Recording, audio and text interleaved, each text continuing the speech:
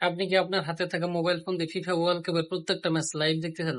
তাহলে আপনাকে একটা অ্যাপ নামাইতে হবে।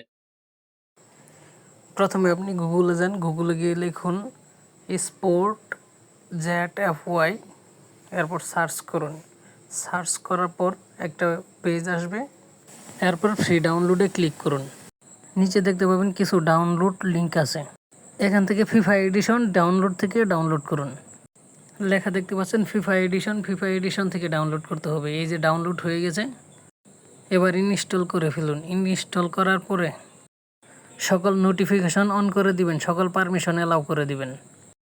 এরপর মোবাইল মেনুতে গিয়ে মোবাইল অ্যাপটা খোঁজার চেষ্টা করুন। মোবাইল অ্যাপটা খুঁজে পাওয়ার পরে সেখানে লগ ইন করুন। লগ ইন করার সাথে সাথেই দেখতে পাবেন বর্তমান যে খেলাগুলো চলছে সেগুলো লাইভ দেখাবে। এই যে দেখতে পাচ্ছেন লাইভ খেলা চলছে। এখান থেকে যে কোনো খেলায় ক্লিক করুন। ক্লিক করার পরে একটা ব্রাউজারে নিয়ে যাবে। ব্রাউজারে আপনি না ঢুকে একবার ব্যাক স্পেসে চাপ দিবেন, তারপরে আপনি দেখতে পাবেন খেলা, ফুটবল খেলা, সরাসরি লাইভ খেলা।